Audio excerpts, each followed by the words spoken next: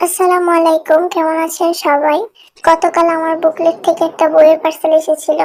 আমি নিজেই অর্ডার করেছিলাম বইগুলো, তো ভাবলাম আপনাদের সাথেও শেয়ার করি। প্রথমেই বলে রাখি, বইগুলো কিন্তু আমার অনেক দিনের উইশ লিস্টে ছিল। আমার অনেক প্রিয় এই বইগুলো। তো আমি অনেকদিন ধরেই আস্তে আস্তে ভাবছিলাম টাকা জমিয়ে নিব। তো অবশেষে ফাইনালি বহুদিনের উইশ লিস্টের বইগুলো আমি হাতে পেয়ে গেছি।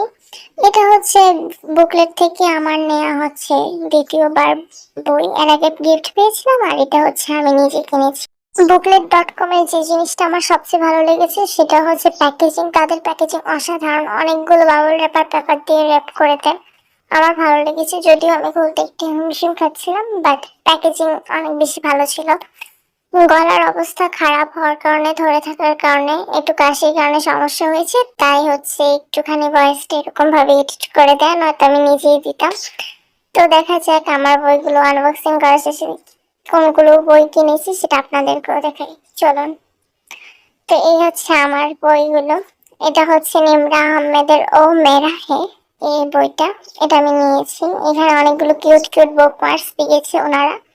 এটা হচ্ছে উমের আহমেদের লেখা জিন্দেগি গুলজার হ্যাঁ। এটা অনেক ভালো, ভালো ভালো রিভিউ পেয়েছি এই বইগুলো নিয়ে। এটা হচ্ছে আবে হায়াত উমের আহমেদের। এটা হচ্ছে বীরের কামিলের দ্বিতীয় খণ্ড। তো এটাও আমার নেই। এগুলো হচ্ছে অনেকদিন ধরে উইশ লিস্টে ছিল।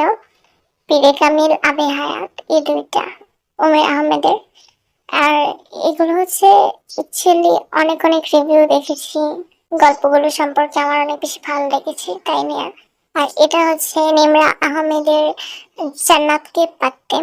এটা হচ্ছে সবচেয়ে মোটা বড় বই। এগুলো সবগুলো অনেকদিন ধরে ছিল আমার উইশ লিস্টে। এটা হচ্ছে তুর্কি বেসড জিহাদ সিকান্দারের স্পেশাল জান্নাতকে পাত্তে। তো এখানে এটার সাথেও ছিল দুইটা বুকমার্ক। এই বইগুলো আমার অনেক বেশি ভালো লেগেছে। বিশেষ তো পিস পাওয়াটা অ্যাকচুয়ালি এখন অনলাইনে একটু কঠিন।